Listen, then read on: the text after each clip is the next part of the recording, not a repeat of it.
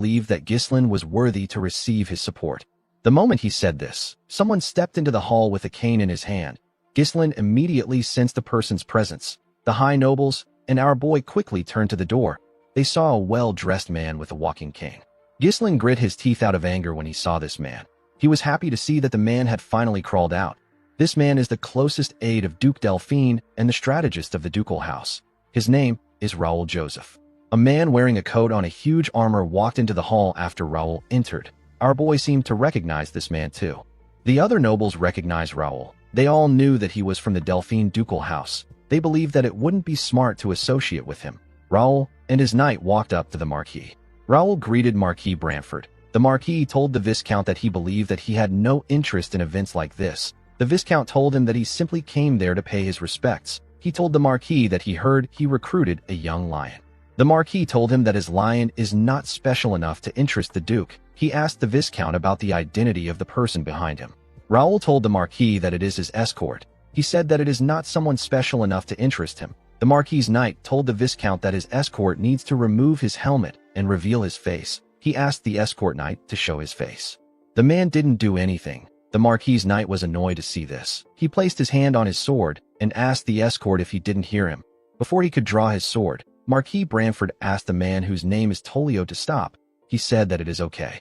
With a serious look on his face, the Marquis asked Raoul to enjoy himself since he has come a long way. He asked him to take care of himself before he leaves so that he doesn't dishonor the Duke's name. The Viscount smiled and thanked the Marquis for his consideration.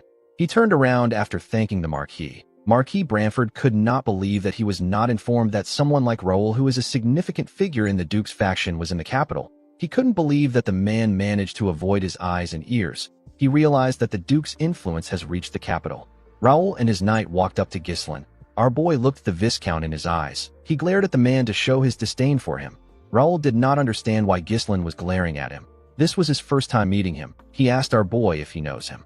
Ghislain put himself together and stopped glaring at the man. He told him that he knows him. He said that he heard many things about him in the capital. The Viscount told Ghislain that he also knows him very well. He said that our boy put on an amazing show in the northern region.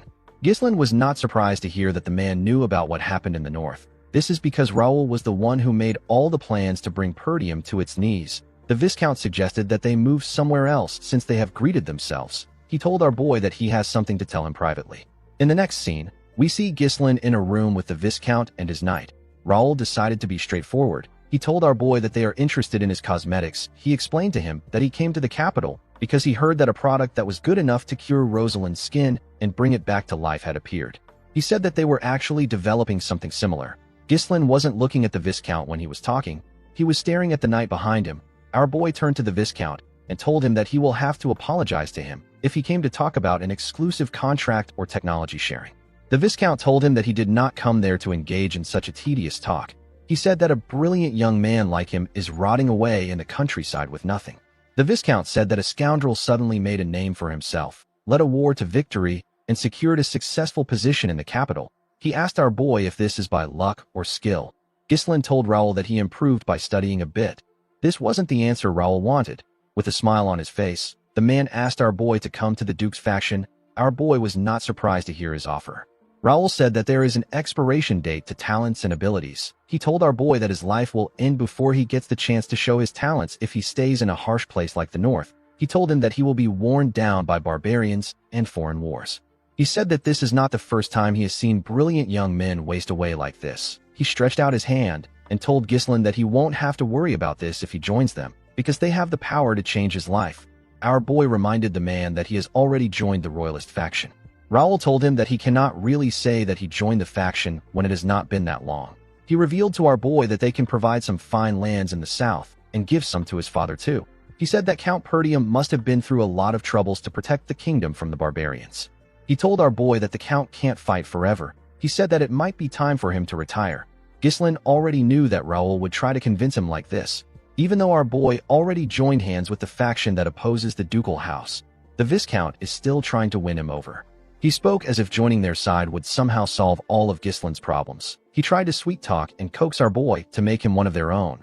Ghislain was certain that the man has used this same tactics on many people. He knew that this tactic was nothing more than a scheme to keep an uncontrollable variable within his grasp. He told the Viscount that the north is actually a better place than he thinks. Raoul told him that he doesn't have to decide right now. He said that he is planning on staying in the capital for a while. He asked our boy to take his time to think. Ghislain told the Viscount that he has a counteroffer for him. Raoul did not expect to hear this. Our boy asked the man to join their side. Raoul glared at Ghislain when he heard this. In the next scene, we see a carriage leaving the Marquis's mansion. Raoul and his knight were inside the carriage. The knight asked him about how he feels about Ghislain now that he has seen him. The Viscount said that our boy has strange eyes. He said that he wants to gouge them out. The knights revealed to him that Ghislain tried to kill him. Raoul was surprised to hear this. The knight told him that he could feel our boy's killing intent. He said that Ghislain was gauging his skills during the entire conversation. Our boy was wondering about how fast he could kill the Viscount after getting past the knight. He and the man locked eyes. They fought with their minds. In his mind, Ghislain swung his sword at the Viscount in an instant, but his attack was blocked by the knight. The knight pushed Raoul away and blocked our boy's attack.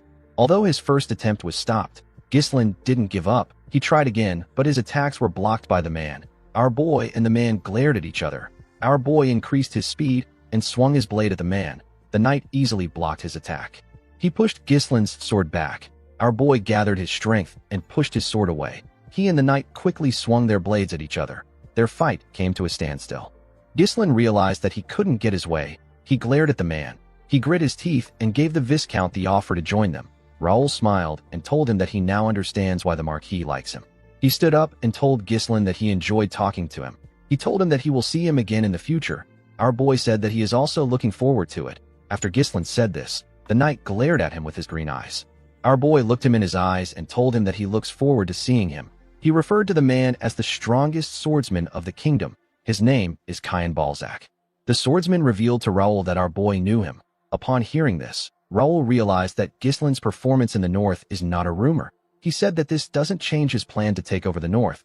He said that his plan is only delayed. He told Cain that there are still many methods to use. He said that he will warn Count Desmond about our boy. He planned to tell the Count to consider Ghislain as a knight captain of a territory when facing him. Cain told him that he is wrong.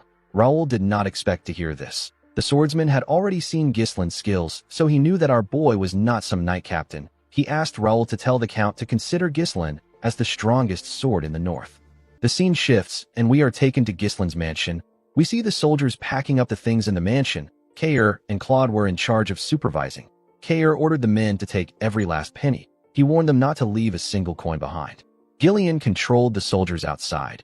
He told them the places where they were to keep each items. While the soldiers were busy packing up, we see Rosalind looking shocked when Ghislain informed her that he is returning home. The girl asked him if he is serious. Ghislain told her that he has a lot to do. He told her that he will leave the Deneb in the capital to her. He asked her to send the 300,000 gold to him.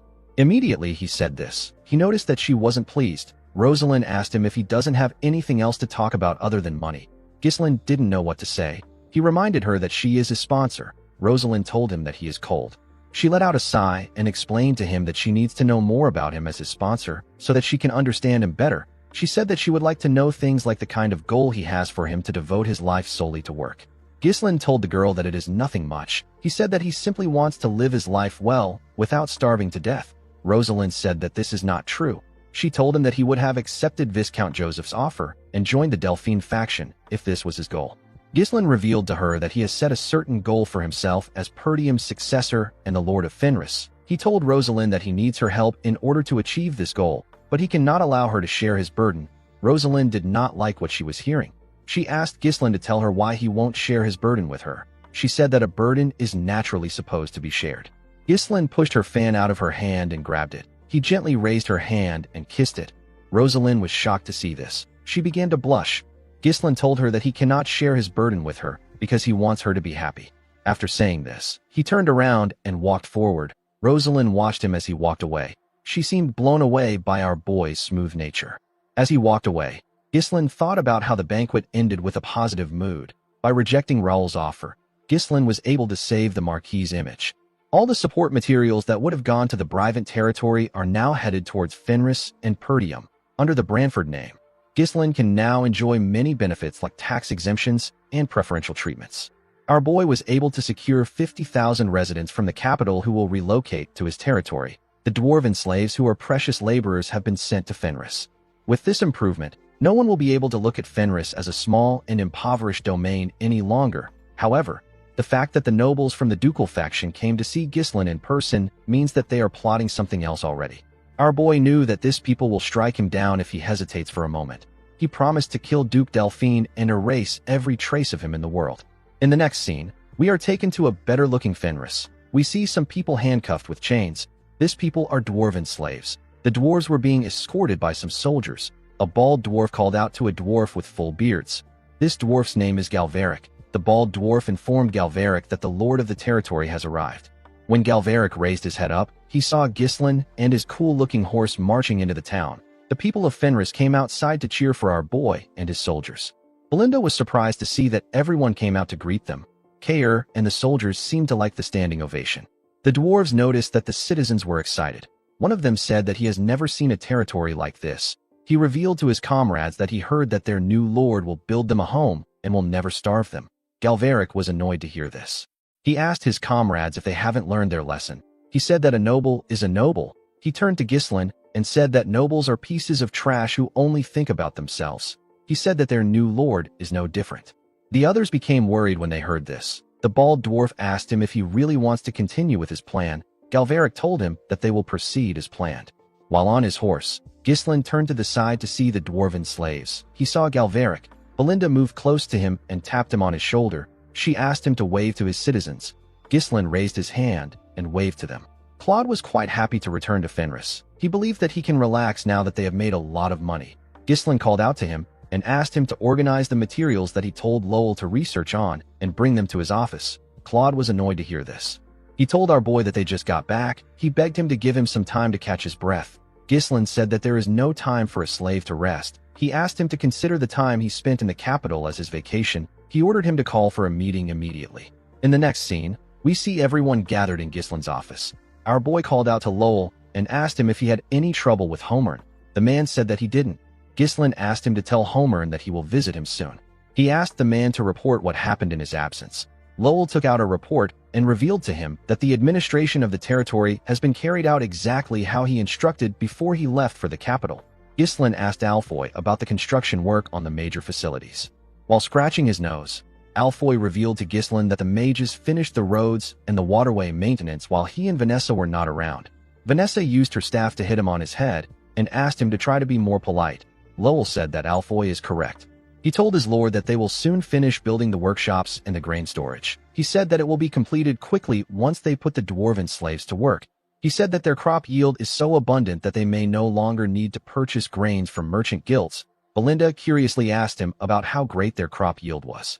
Claude told her that it rivals the Rayfold's yield in sheer volume. He said that it has the highest per unit area of production in the kingdom. Wendy couldn't believe that this was coming from the man who once said that it is impossible to farm there. Belinda was quite happy to hear this. She said that her young master will soon become a great lord. She said that his chances have improved now that he has the backing of the royalist faction. Gillian told his master that his goal of truly reviving his land is slowly becoming reality.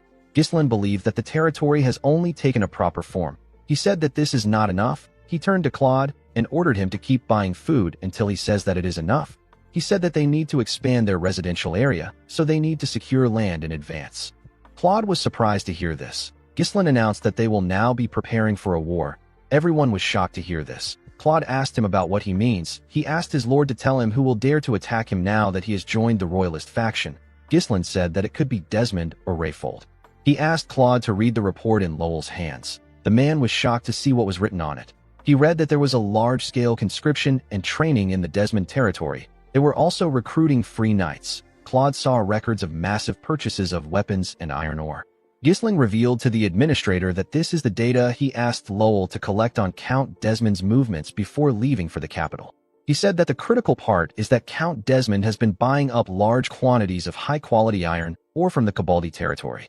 Gillian said that the most important resources in war are food, manpower, and weapons. Iron ore is an essential resource used in forging and maintaining weapons. However, the amount the Count is purchasing is far too much for a peaceful era. Kair smiled and said that a war might really break out.